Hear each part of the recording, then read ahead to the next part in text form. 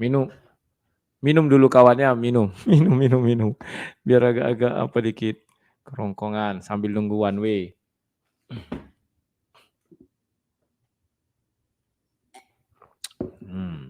Ya. Ntar, aku kirim pesan. Oke, aku sudah masuk. Nah, oke. Halo One Way. Halo Bang Rudi, selamat malam. Kita ke bagian 2 ya. Oke, aku yang bertanya sama seperti tadi, waktunya juga 1 jam. Dan sama seperti tadi, kalau aku bertanya, aku matikan mic. Kalau kamu menjawab, kalau aku bertanya, kamu matikan mic. Kalau kamu menjawab, aku matikan mic. Oke, sudah siap ya? Kita mulai bisa ya? Silakan Bang Rudi, silakan. Oke, saya mau bertanya. Bagaimana caranya saya ini orang bukan Islam? Saya ingin menyembah Allah SWT. Silakan. Bagaimana caranya Anda bukan Islam tetapi ingin menyembah Allah Subhanahu wa taala? Pertama-tama begini dong, Bang Rudi ya. Pahami Islam itu jangan hanya sebatas agama. Islam itu adalah jalan keselamatan. Makanya kata-kata Islam itu berasal dari kata salam keselamatan. Salam keselamatan untuk seluruh alam semesta. Makanya ada istilah Islam rahmatan lil alamin. Jika Anda percaya kepada Allah hanya ada satu Tuhan, ya, dan Anda percaya kepada nabi-nabi yang diutus oleh Allah, Anda sudah Islam. Bagi saya begitu. Jadi Islam itu pahami Islam secara universal, jangan secara eksklusif. Jadi Islam itu adalah jalan keselamatan, ya, keselamatan untuk seluruh alam raya. Makanya dalam surah Al-Anbiya ayat 107, tidaklah kami mengutus engkau Muhammad melainkan sebagai rahmatan lil alamin. Begitu Mas Rudi. Sudah puas jawabannya atau gimana? Silakan. Oke, saya mau bertanya lagi kepada Anda ya. Jikalau saya ingin menyembah atau bertuhan kepada Allah SWT, apakah saya harus wajib hukumnya menyebut nama Nabi Muhammad atau mengucap 2 kalimat syahadat itulah? Ataukah bisa hanya saya percaya beriman kepada Al-Quran dan mengenal Allah itu lewat Al-Quran? Karena Allah itu hanya terdapat di Al-Quran dan orang hanya mengenal Allah itu dari Al-Quran. Karena Nabi sekarang kan sudah tiada. Apakah saya wajib hukumnya harus mengucap 2 kalimat syahadat baru saya bisa menyembah Allah SWT atau bagaimana? Silakan. Kalau dalam fikih ya wajib hukumnya mengucapkan 2 kalimat syahadat kalau ingin masuk Islam. Jadi jawaban saya begitu, apakah wajib atau tidak harus mengucapkan 2 kalimat syahadat karena itu persaksian bahwa tidak ada Tuhan selain Allah dan Nabi Muhammad adalah utusannya. Ya, begitu Mas Rudi. Oke, terima kasih. Berarti kalau kamu baca Al-Ikhlas ayat 1 sampai 4, dijelaskan tidak ada setara dengan Allah itu sendiri. Kalau kewajiban dan keharusan artinya itu kesetaraan. Karena kalau tanpa nama Nabi Muhammad, saya tidak bisa menyembah Allah SWT. Demikian juga tanpa nama Allah SWT, saya tidak bisa menyembahnya juga, menyembah Allah SWT itu. Jadi Al-Ikhlas 1 sampai 4 itu sudah terpatahkan dengan kalimat keharusan. Bagaimana tanggapanmu? Silakan. Jadi begini ya, Bang Rudi ya. Tidak ekuivalen antara Allah dengan Nabi Muhammad. Tidak sejajar, tidak setara, tidak ada kesetaraan. Baca surat Al-Ahzab ayat ke-40. Nabi Muhammad itu bukanlah bapak daripada kamu. Nabi Muhammad itu bukan bapak, dia itu hanya nabi, ya, sebagai nabi penutup, sebagai hataman nabiin. Jadi Nabi Muhammad itu bukan Tuhan, bukan Allah sang pengutus, hanya utusan. Dan Nabi Muhammad bukanlah bapak. Ayat ini mempertegas loh. Jelas loh ayat ini. Nabi Muhammad bukanlah bapak. Ayat ini menyuruh umat Islam jangan mengkultuskan Nabi ataupun keturunannya. Itu yang saya tangkap ya. Kalau saya keliru, nanti silakan ini ya sama saudara saya yang muslim. Jadi ayat ini jelas Nabi Muhammad itu bukanlah bapak daripada anak-anakmu. Nabi Muhammad hanyalah utusan Allah sebagai khataman nabiin. Allah mengetahui segala sesuatu. Jadi jelas ya, tidak sederajat, tidak setara antara Nabi Muhammad dengan Allah. Jadi persaksian di sini apa? Ya, syahadat ini apa? Bersaksi bahwa tidak ada Tuhan selain Allah. Ya, Allah itu Tuhan itu hanya Allah, tidak ada Tuhan-Tuhan yang lain. Dan bersaksi dengan keimanan dan keyakinan Nabi Muhammad hanya utusannya. Jadi dalam konteks ini antara Allah dengan Nabi Muhammad tidak ekuivalen, tidak sederajat, tidak sejajar. Nabi Muhammad itu sama seperti kita, manusia, butuh makan, butuh minum, butuh bekerja, ya, butuh istri, ya. Tetapi bedanya apa? Dia hanya diberi wahyu oleh Allah, ya, diberi wahyu Nabi untuk memberikan petunjuk kepada jalan yang benar. Jadi begitu ya, tidak. Jadi intinya saya memakai dalil surat Al-Ahzab ayat ke-40 bahwa Nabi Muhammad tidak sehakikat dengan Bapa, Nabi Muhammad bukan Tuhan, Nabi Muhammad manusia sama seperti kita. Cuma bedanya dia diberikan wahyu dan Allah mengangkatnya sebagai nabi, sebagai utusannya yang terakhir khataman nabiyin, tidak ada nabi selain Nabi Muhammad. Begitu Mas. Oke, terima kasih. Sekarang saya mau bertanya, apakah Allah SWT itu juga bapa dari kaum itu, orang-orang itu? Silakan. Di dalam Islam tidak ada namanya bapak secara ideologis ataupun biologis. Son of God tidak ada dalam Islam. Itu dalam keimanan Islam. Saya berbicara dalam konteks keimanan Islam. Jadi tidak ada istilah son of God. Yang ada hanyalah hamba Allah. Dalilnya jelas. Qul huwallahu ahad. Katakanlah Allah itu esa, ketunggalan yang mutlak. Allahu somad. Allah tempat bergantung segala makhluk kepadanya. Tuhan tempat bergantung, meminta dan sebagainya. Qul huwallahu ahad, Allah somad, lam yalid walam yulad. Allah tidak beranak dan tidak diperanakan. Beranak di sini baik secara biologis, ya, ataupun secara ideologis. Makanya dalam Islam tidak ada istilah son of God, yang ada hanyalah Abdullah atau hamba Allah.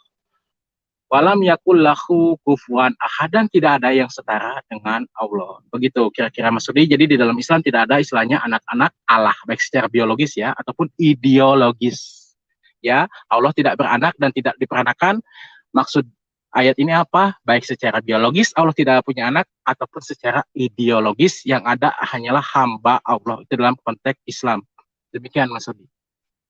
Oke, terima kasih. Artinya sama dong, bahwa Muhammad itu bukan ayah daripada mereka semua. Demikian juga Allah itu bukan bapak daripada orang-orang itu. Saya lihat di situ ada kesamaan. Jadi tidak ada perbedaan, ya. Kemudian mengenai pengkultusan. Kalau kamu bilang tadi satu keharusan, itu namanya pengkultusan. Karena kalau tidak menyebut nama Nabi Muhammad di dalam 2 kalimat syahadat, maka tidak akan ada menyembah Allah SWT. Maka Allah SWT tidak akan menjadi Tuhan. Syarat Allah SWT menjadi Tuhan, artinya ada yang menyembahnya. Kalau tidak ada yang menyembah, bagaimana kita mengatakan bertuhan, menjadi Tuhan? Sama dengan saya. Kenapa saya tidak dikatakan Tuhan? Karena tidak ada manusia yang menyembah saya. Tidak ada manusia yang beriman kepada saya. Tidak ada manusia yang mendengarkan firman saya, ucapan saya. Tidak ada manusia yang mendengarkan kitab suci, atau saya tidak menurunkan kitab suci dari saya. Kan itu arti pengkultusan. Kamu sudah mengatakan harus.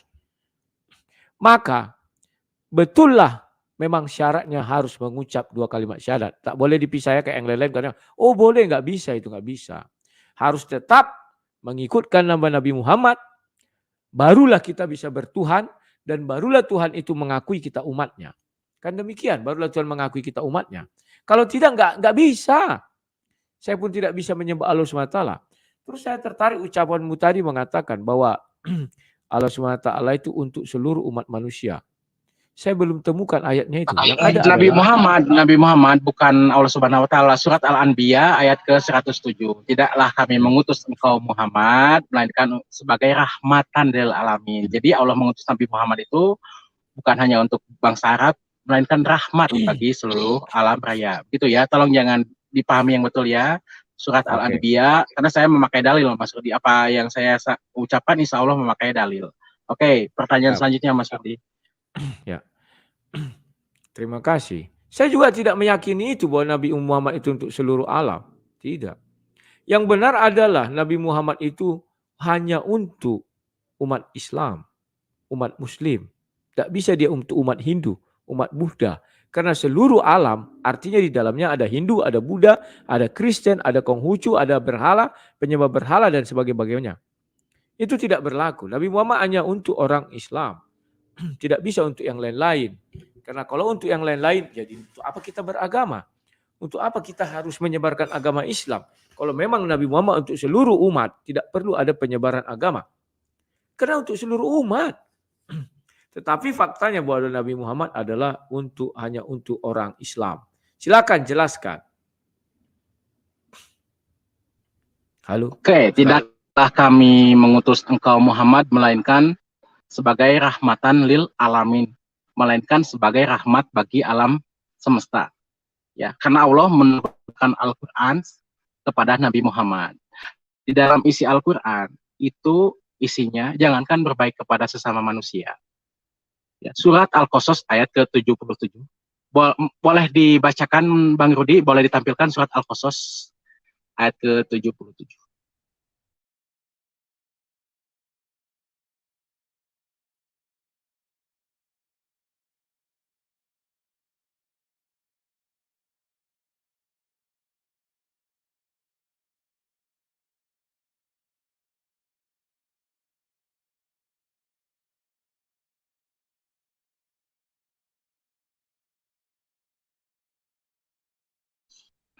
Silakan dibacakan Bang Rudi.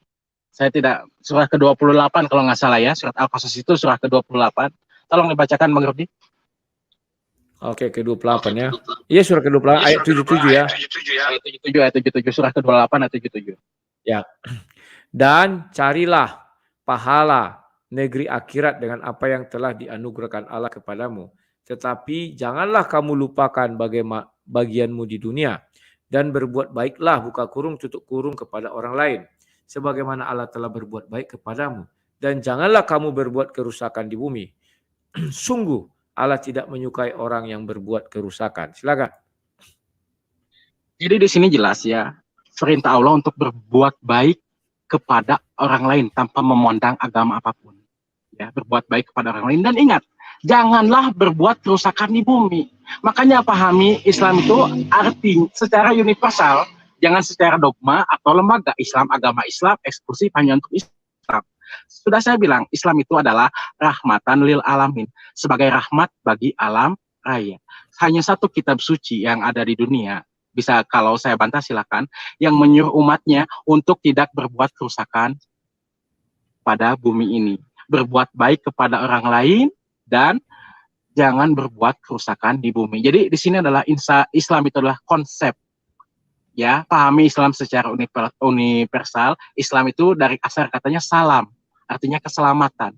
Keselamatan dan menjadi rahmat untuk seluruh alam raya. Jadi dalam Islam surat Al-Qasas ayat ke-77 ini menyuruh kita untuk berbuat baik kepada orang lain. Tidak ada kata Islam di sana ya, siapa saja.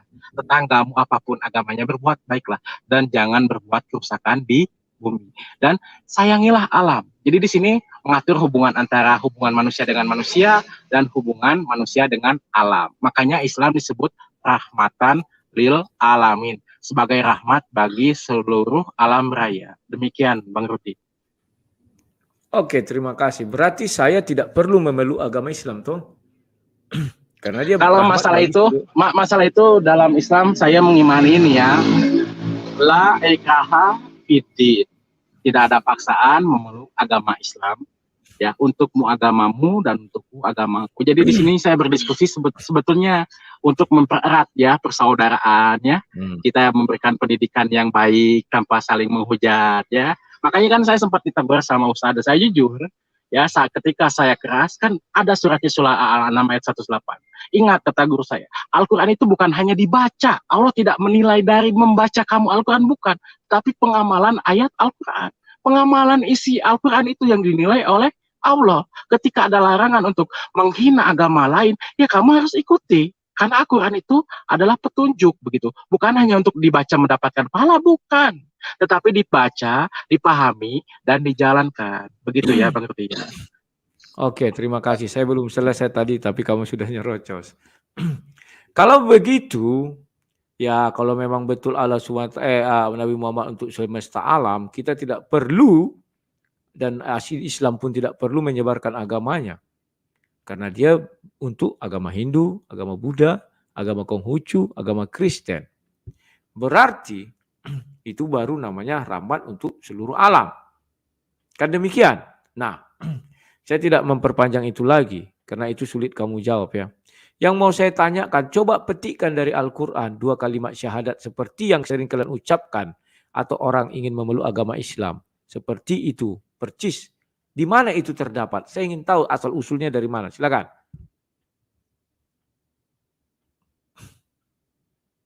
Halo One Way. One Way. One Way, mikrofonmu masih mati.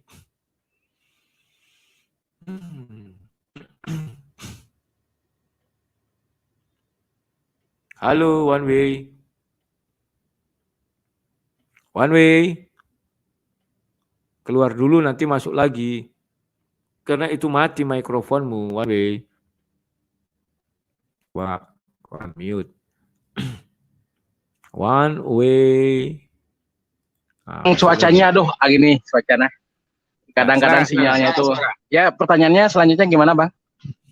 Coba tunjukkan saya ayatnya di mana 2 kalimat syahadat itu percis seperti yang kalian ucapkan itu. Atau orang Kristen misalnya mau memeluk agama Islam kan harus mengucapkan 2 kalimat syahadat itu. Di mana itu terdapat dalam Al-Quran? Kasih ayatnya. Terima kasih. Oke, tunggu saya waktu ya Bang ya. Saya harus mencari dulu dalam Al-Quran ya, karena saya tidak boleh berdasarkan asumsi ya Bang ya. Kasih saya waktu 2 menit ya Bang ya. Bentar.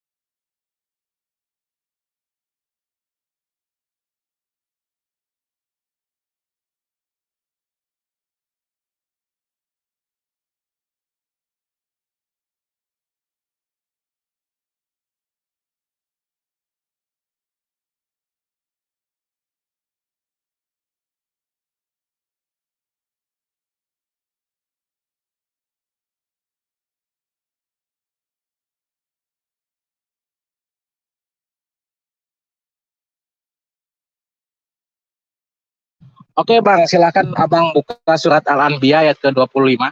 Mohon ditampilkan surat Al-Anbiya ayat ke-25 Bang.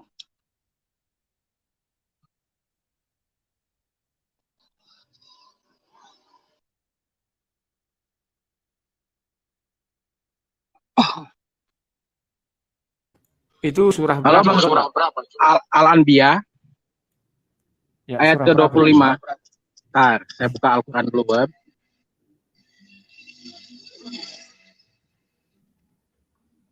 Al-Anbiya surat ke-21 Bang.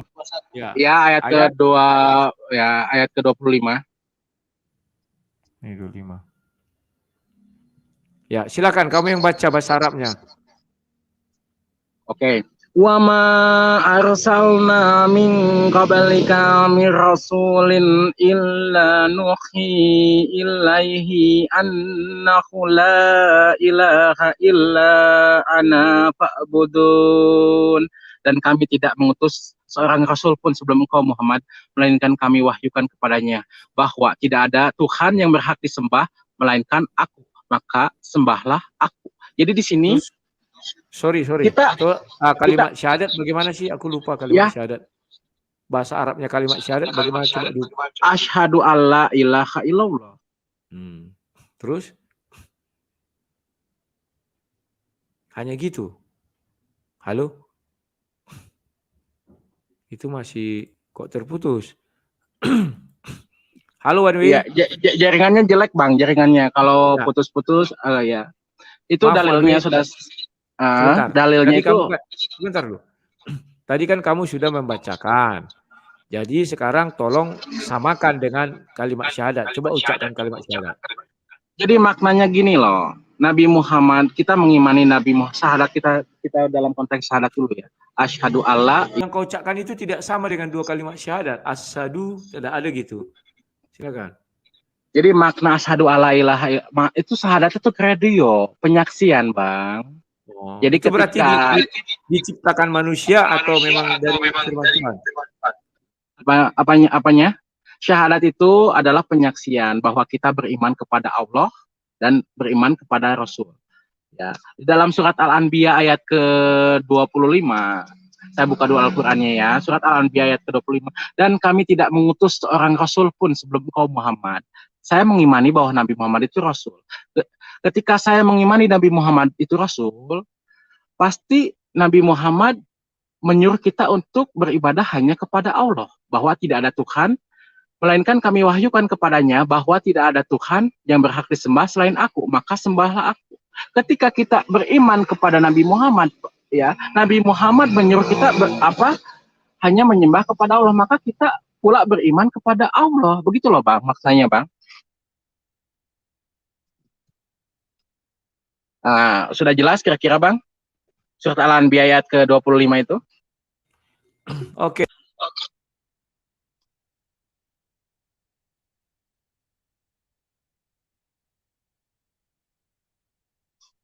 Aduh, jaringannya nih jelek nih, jaringannya nih. Halo One Way, terima kasih. Ya. Sebenarnya saya lihat kau ingin menjelaskan bahwa 2 kalimat itu tidak, melainkan kalimatnya apa istilahnya? Melainkan itu manusia punya ya, atau manusia yang menyusun kalimat itu, karena tidak ada langsung petikan langsung dari Bible-nya kan? Halo? Tes. Ya, dalil Al-Qur'annya sudah saya bilang begitu, ketika saya mengimani Nabi Muhammad sebagai Rasul dan Nabi Muhammad, Allah mewahyukan itu ya, bahwa Allah mewahyukan Al-Quran kepada Nabi Muhammad, ya itu kan dalilnya ada surat Al-Anbiya ayat ke-25. Dan Nabi Muhammad menyuruh beribadah hanya kepada Allah. Jadi itu pas tuh, bahwa bersaksi tidak ada Tuhan selain Allah, sesuai dengan, makanya memahami Al-Quran itu dengan hati, bahwa tidak ada Tuhan selain Allah dan Nabi Muhammad utusan Allah. Saya pun mengimani Nabi Muhammad sebagai Rasul, sebagai utusan Allah, begitu loh.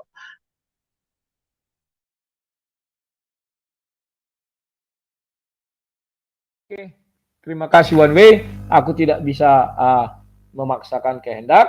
Itu sudah kamu jawab. Artinya memang itu tidak ada, hanya kesimpulan atau itu segala macam. Nah, sekarang saya mau bertanya lagi. Kalian itu menerima janji keselamatan atau jaminan keselamatan? Silakan. Halo One Way. Ya. Islam ya Bang, gimana Bang? Islam itu menerima janji keselamatan atau jaminan keselamatan? Yang pertama, Islam itu ya memberikan jaminan keselamatan. Kalau kita mengikuti apa yang dipertunjukkan oleh Allah, itu jaminan keselamatan bukan hanya di akhirat tetapi di dunia. Begitu loh Bang. Kalau kita berbuat baik kepada sesama, saling tolong menolong sesuai dengan surat Al-Qasas, maka kita akan selamat di dunia dan di akhirat. Begitu loh Bang. Jadi bukan hanya di akhirat saja, di dunia.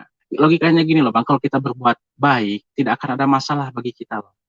Ya, maka kita akan dinaungi keberuntungan, begitu loh. Jadi Islam itu adalah jaminan keselamatan di dunia dan di akhirat, begitu Bang.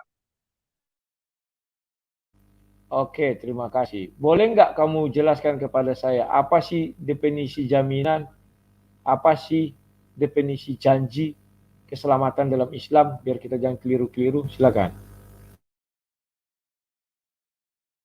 Bagaimana Bang, pertanyaannya bagaimana? Saya minta, ya, apa definisi janji keselamatan dalam Islam, Dan apa definisi jaminan keselamatan di dalam Islam? Misalnya jaminan keselamatan itu jelaskanlah apa jaminan keselamatan itu, contohnya apa, dan janji keselamatan itu apa. Silakan. Oke, begini ya. Kalau kita berbuat baik, menahan nafsu, beriman, berbuat baik, jaminan keselamatannya nanti yang lebih kekal di akhirat bahwa kita akan dipanggil langsung ke surga oleh Allah. Ya. Dan disebut hambaku. Oke, apa saya kasih dalilnya ya? Bentar, saya buka Al-Quran dulu.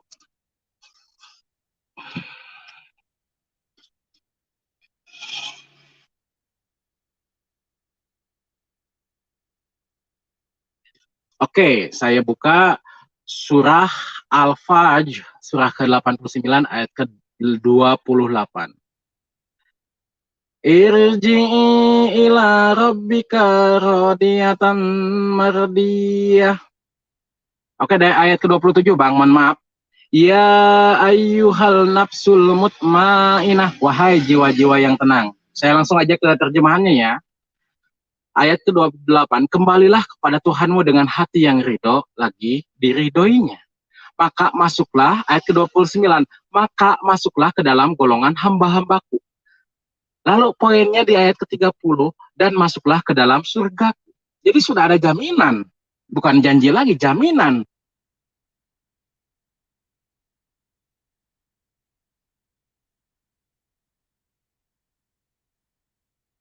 Kan, ya, an-nafsul mutmainah itulah golongan yang disebut hambaku. Jadi hambaku itu siapa?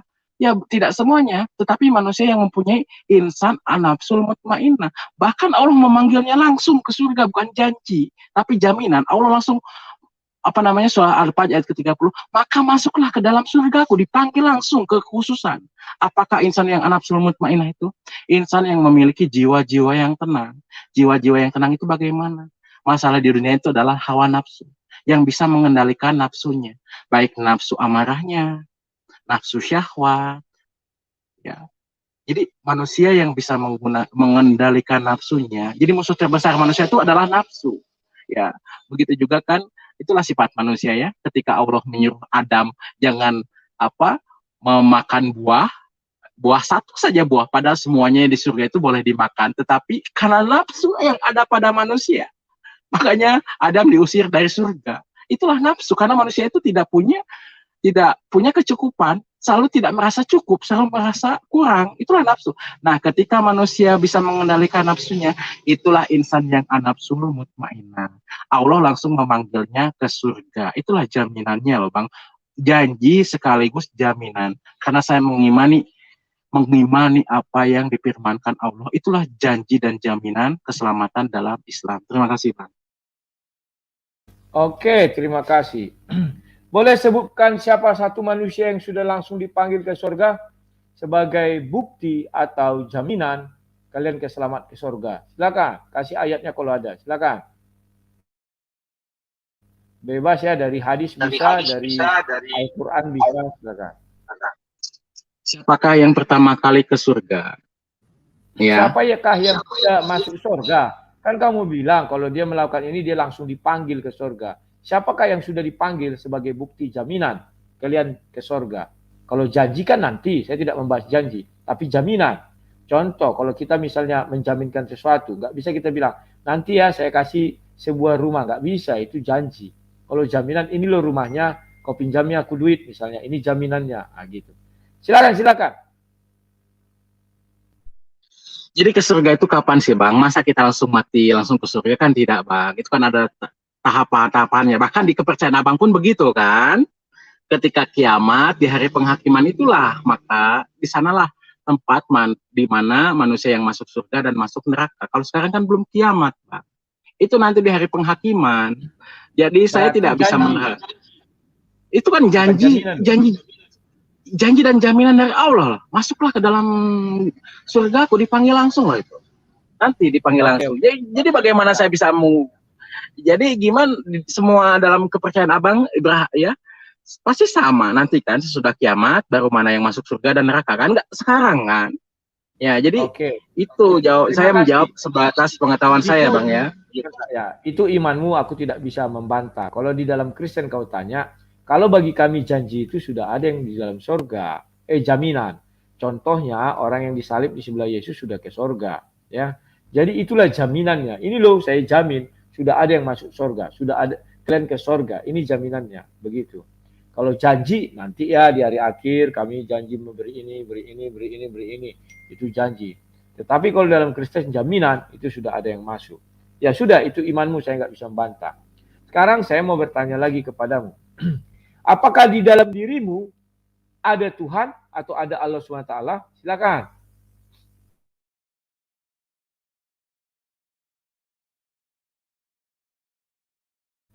Halo, One Way? Halo, One Way. Ya, gimana Bang? Mohon maaf ini jaringannya lelet ini. Gimana? Apakah di dalam dirimu ada Tuhan? Silakan. Oke, apakah di dalam diri manusia ada Tuhan? Saya kasih jawab. Tuhan mustahil terjebak dalam diri manusia. Kalau Tuhan meliputi hati manusia, saya mengimaninya. Begitu ya Bang ya. Karena Allah meliputi segala sesuatu. Bahkan tidak ada satu daun pun yang jatuh kecuali Allah Maha mengetahui. Saya kasih dalilnya. Tunggu ya Bang ya. Saya kasih ayat Al-Qur'annya ya Bang ya. Tunggu.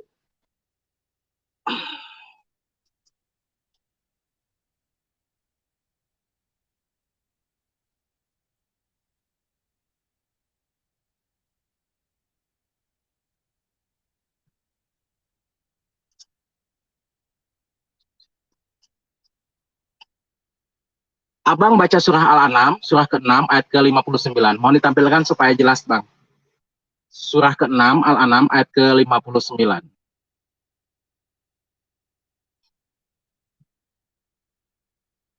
Ya, sebentar ya, aku buka bacaannya ya. Kita apa namanya itu ya? Sebentar. Ku share screen dulu.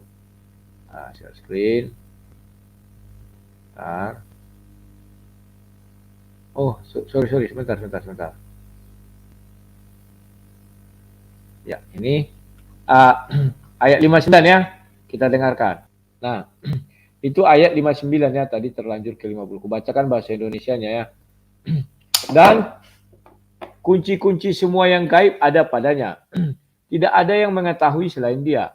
Dia mengetahui apa yang ada di darat dan di laut. Tidak ada sehelai daun pun yang gugur yang tidak diketahuinya. Tidak ada sebutir biji pun dalam kegelapan bumi. Dan tidak ada sesuatu yang basah atau yang kering yang tidak tertulis dalam kitab yang nyata.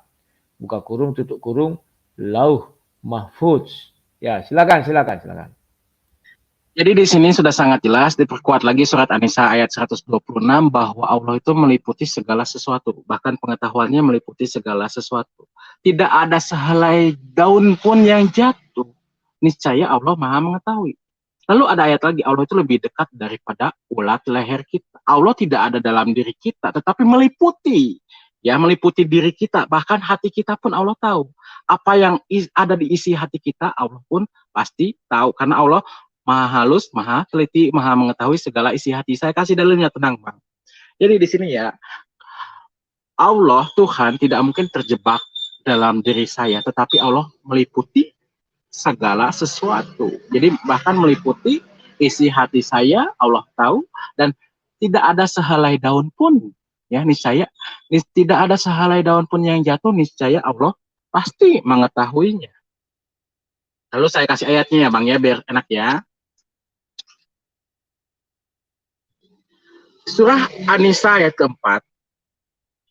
Dan milik Allah lah apa yang ada di langit dan apa yang ada di bumi. Dan pengetahuan Allah meliputi segala sesuatu. Jadi Allah itu pengetahuannya meliputi segala sesuatu ya Bang ya. Lalu kita baca surat Al-Mulk Bang. Halo, Bentar, sorry Bang. Bu. Anissa tadi salah loh, bukan itu. Anissa 126. Anissa 126. Ya. Dan milik Allah lah apa yang ada di langit dan di bumi, dan segala pengetahuan Allah meliputi segala sesuatu. Lalu kita baca surat Al-Mulk, bentar ya Bang ya, saya baca Al-Quran mobil dulu ya, mobile. Al-Mulk mana? Bentar ya Bang ya, mohon waktunya sabar Bang.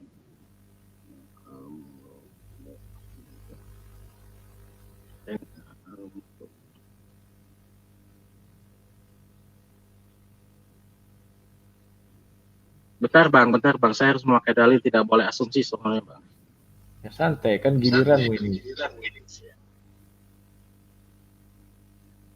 Surah 67. 67, surah 67 ya Bang ya. Terima kasih Bang. Surah 67. Al-Mulk.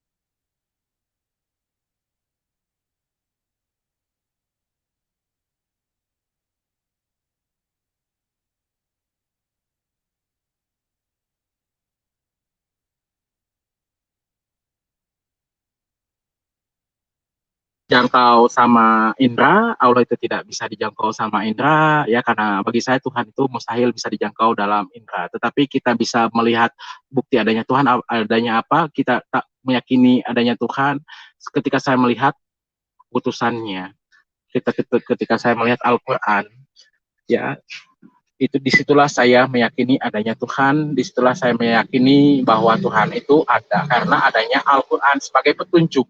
Al-Quran itu petunjuk, tanpa Al-Quran saya tidak akan mengenal Allah Subhanahu wa Ta'ala. Bagaimana bisa saya jalan, misalnya dari saya Bandung ke Jakarta, tanpa petunjuk jalan bagaimana? Akan tersesat, Bang. Ya, saya tidak akan bisa sampai ke Jakarta kalau tidak ada petunjuk itu. Tersesat kemana-mana, bisa-bisa saya ke Serang, Banten, gitu ya Bang ya, karena tidak ada buku petunjuk. Jadi sudah sangat jelas, saya mengimani adanya Allah karena adanya Al-Quran yang diwahyukan kepada Nabi Muhammad, karena Al-Quran adalah petunjuk untuk kita sampai pada Allah, gitu Bang. Oke, terima kasih. Kamu sudah menjelaskan bahwa di dalam diri setiap umat Islam Tuhan itu tidak ada. Saya juga tidak bisa maksa, karena itu jawabanmu. Karena Allah itu meliputi segala isi hati Bang, bukan tidak ada. Ya. Jadi gini loh, Allah itu mengetahui isi hati kita. Allah tidak mungkin terjebak dalam diri manusia, tetapi meliputi kita, meliputi segala sesuatu termasuk diri kita, gitu loh Pak. Ya, berarti Allah di luar manusia, sudah saya paham. Nggak ada di dalam diri manusia. Kalau kami kan Tuhan kami ada di dalam diri kami, berupa apa? Itulah Roh Kudus. Kalau kalian kan tidak, tetapi Dia Maha mengetahui, kan itu artinya di luar diri manusia lah Allah itu, karena tidak mungkin dalam diri manusia, nanti nggak muat, kan begitu ya. Baiklah. Meliputi Bang, meliputi. Jangan ini, meliputi segala sesuatu, bahkan isi hati kita. Surat Al-Mulk kan ayat ke-13, isi hati kita saja Allah itu tahu, begitu. Berarti kan ia tetap tidak di dalam, tapi di sana, tapi Dia bisa mengetahui dan meliputi hati manusia, kan begitu. Oke, pertanyaan saya yang terakhir mungkin ini ya, karena kita sudah berdiskusi dan banyak yang menyaksikan, ya inilah saya tidak bisa maksakan, itu kan pendapat beliau dan itu iman beliau. Nah, sekarang saya mau bertanya, kamu tadi mengatakan bahwa Al-Quran itulah penuntun untuk mengenal Allah SWT. Kenapa tidak masuk itu di dalam jadi 3 kalimat syahadat? Artinya bersaksi bahwa Al-Quran itu adalah penuntun kepada Allah SWT. Karena menurut saya Al-Quran itu kan firman Tuhan yang dituliskan atau yang dibukukan. Dan itu berasal dari Tuhan firman itu. Nah, tolong jelaskan kenapa itu tidak menjadi kalimat syahadat? Karena kan kitab suci itu kamu bilang itulah penunjukmu, itulah jalanmu mengenal Allah SWT atau berbakti kepada Allah SWT. Karena Nabi kan sudah nggak ada, sudah wafat. Silakan. Oke, kenapa syahadat hanya kepada Allah dan kepada utusannya? Karena hanya kepada Nabilah Al-Quran diwahyukan. Ketika saya mengimani bahwa Nabi Muhammad itu adalah utusan Allah, berarti saya mengimani Al-Quran yang diwahyukan Allah kepada Nabi Muhammad. Begitu Bang jawaban saya. Terima kasih. Ya udah, oke, saya juga terima kasih. Saya tidak membantah ya, saya bertanya. Sekarang, betapa pentingkah sunat bagi kalian? Jelaskan. Mengapa sunat itu begitu penting bagi kalian?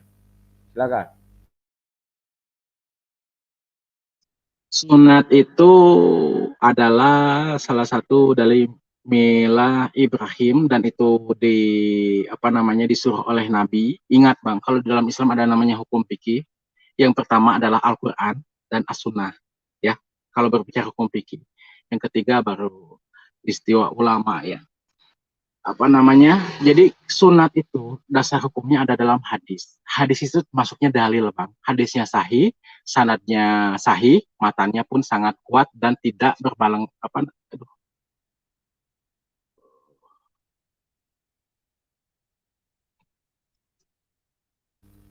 Halo One Way. Bang, masih jelas ke suara saya Bang? Jelas, Bang, jelas. sinyal saya kok. Aduh, sinyalnya nih. Masih jelas ya sinyal saya ya? Ya, silakan. Jadi dalam Islam itu adalah ada hukumnya ya. Pertama adalah Al-Quran, lalu As-Sunnah ya Bang ya. As-Sunnah itu termasuk adalah hadis. Karena As-Sunnah itu apa? Segala ucapan Nabi, diamnya Nabi, tindakan Nabi yang berdasarkan Al-Quran. Jadi sunat itu memang dalilnya itu ada dalam hadis Nabi menyuruh kita untuk bersunat. Gitu loh Bang. Jadi taatilah Allah dan taatilah Rasulullah. Begitulah Bang. Jadi saya mentaati apa yang diperintahkan oleh Nabi Muhammad. Begitu Bang. Jadi ada dalam hadis ya Bang ya, sunat itu ya. Oke, terima kasih. Dan saya tidak bertanya yang berat-berat lagi. Apakah sunat salah satu syarat untuk menuju surga? Dalam artian kalau nggak bersunat nggak bisa masuk surga. Silakan. Oke, apakah yang tidak bersunat berarti tidak masuk surga? Pertanyaannya yang sangat bagus sekali ya Bang ya. Kan saya bilang, ya, sunat itu adalah perintah Nabi. Jadi ketika bagaimana kita bisa tidak bersunat sementara Nabi saja bersunat? Kalau kita tidak mengikuti Nabi sama dengan kita tidak mengikuti utusan Allah. Kalau kita tidak mengikuti apa yang disuruh oleh utusannya, berarti kita tidak taat sama sang pengutus Allah. Begitu loh Bang. Ya, itu kira-kira jawaban yang saya bisa jawab. Ya, sunat itu adalah perintah dari Nabi Muhammad dan bagian dari milah Ibrahim, ajaran Ibrahim. Oke, terima kasih. Berarti kalau tidak bersunat tidak bisa masuk surga ya.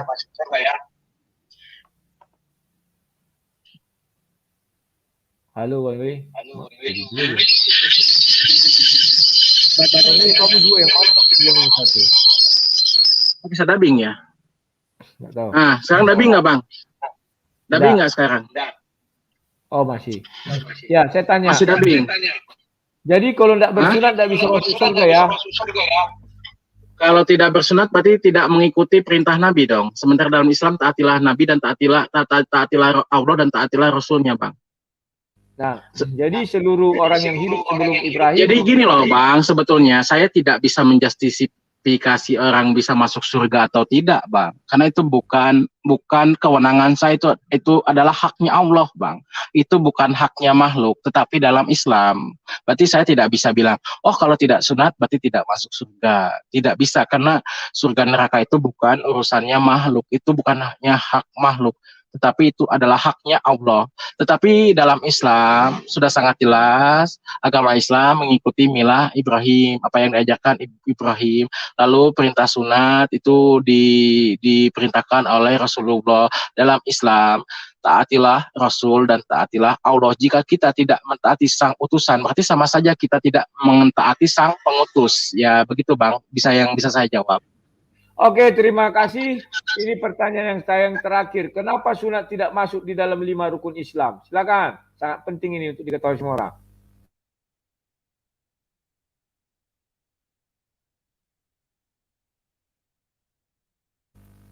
Halo One Way. One Way. Halo One Way. Aduh, nggak bisa juga ini. One Way. Halo One Way. Waduh. Halo One Way, keluar dulu masuk lagi. Karena ini macet-macet juga, nggak ada suaramu ya, apa suaraku sendiri.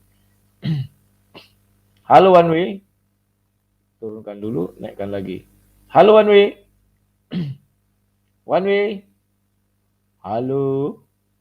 Wah, kayaknya dia sudah dimarahi ustadznya. Kemarin kan dia katanya tidak mau berdebat lagi, dimarahi ustadznya. Cuman dia ini orang yang gigih ya kawan-kawan ya. Meskipun babak belur kayak Rocky 4. Udah babak belur bangkit. Cuman bedanya dengan Rocky dia jadi pemenang. Kalau ini sudah babak belur, akhirnya babak belur juga terus. Halo One Way. Sambil menunggu, aduh sudahlah. One Way. Mic-ku katanya noise. Mic-ku nggak noise. Karena kalau dia mematikan mic-nya baru berhenti ya. Halo kawan-kawan, kita tunggu si One Way. Kalau kita tunggu sampai 10 menit tidak ada ya mau tak mau acara kita tutup karena sudah pas mau 2 jam ya. Besok dia kena marah itu sama ustadznya kawan. Kau sudah ku bilang jangan berdebat kau kata Pak Ustadz ya Pak Us. Aduh malang kali lelah si mutu One Way. Sudah bilang Pak Us jangan berdebat, kau malah berdebat. Sekarang kau kena balbel sama sang debater. Oke ya kawan-kawannya, aduh kok matikan ya.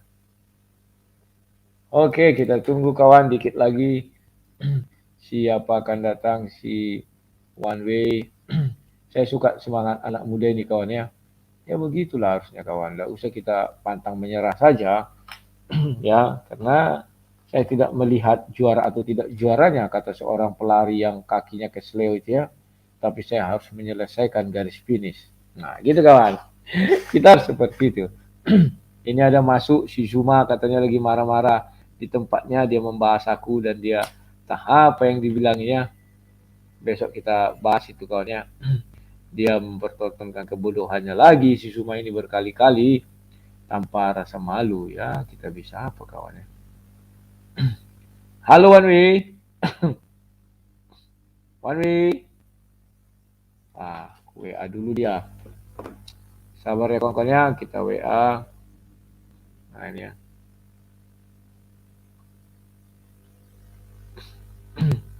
Mana dia tadi nomor WA-nya nih? Bagaimana apakah sudah bisa ditutup karena sudah 2 jam dan dirimu belum masuk. Nah, semoga dibacanya. Ada masuk dia. Halo One Way, silakan. Mikrofonnya dihidupkan One Way. Halo, mohon maaf Bang, mohon maaf tadi jaringannya ya petal-petal bisa sampai 2 gitu. Saya kaget. Jadi pertanyaannya tadi bagaimana Bang? Mengapa sunat tidak masuk di dalam 5 rukun Islam? Kenapa sunat tidak masuk ke dalam? Jadi kan sudah saya bilang tadi, ketika kita bersaksi bahwa salah satu rukun Islam itu apa sih? Mengucapkan 2 kalimat syahadat. 2 kalimat syahadat itu apa sih? Bahwa bersaksi tidak ada Tuhan selain Allah dan Nabi Muhammad adalah utusannya. Jika kita kan sunat itu diperintahkan oleh Nabi Muhammad, Bang. Ya, itu kan hadisnya ada, Nabi Muhammad menyuruh bersunat. Jika kita bersahadat, berarti kita mengikuti apa yang diperintahkan oleh Nabi Muhammad. Salah satunya sunat. Dan syahadat, persaksian adalah bagian daripada rukun Islam, syahadat, sholat, zakat, dan sebagainya ya Bang ya. Jadi udah mencakup ke sana Bang. Demikian itu yang saya ketahui. Kalau ada salah dari apa yang saya ucapkan, mohon maaf. Karena saya masih miskin ilmu ya Bang ya. Jadi apa yang saya pahami itulah yang saya ungkapkan. Demikian Bang. Terima kasih ya Bang ya waktunya untuk diskusinya ya Bang ya. Oke, sama-sama One Way. Terima kasih atas kehadiranmu sini. Saya sangat senang sekali ya. Nanti kita kontak-kontakan lagi, kita diskusi. Kawan-kawan, itulah hasil diskusi kami. Saya tidak mau menyimpulkan karena yang menyimpulkan adalah penonton. Ya, kalau di ruang debat ini kami bisa saling bertanya jawab dan menyerang argumen dengan argumen. Tetapi di luaran kami harus saling menghargai. Agamamu untukmu, agamaku untukku. Itulah yang harus kita pegang prinsip teguh. Tidak bisa saya memaksakan kepada One Way harus begini. Demikian juga One Way tidak bisa memaksakan kepada saya harus begini. Tetapi ini ruang debat, ruang diskusi. Kita berusaha untuk memaksakan kehendak bisa. tapi dengan dalil dan dalil. Oke, terima kasih One Way, kita bubar ya One Way. Selamat malam ya One Way. Ya, sama-sama Bang Rudi, terima kasih atas waktunya. Sekali lagi saya sangat bersyukur ya bisa silaturahmi sama Bang Rudi sama teman-teman ya. Terima kasih Bang Rudi. Saya pamit ya Bang Rudi. Terima kasih atas waktunya Bang Rudi. Yuk, selamat malam.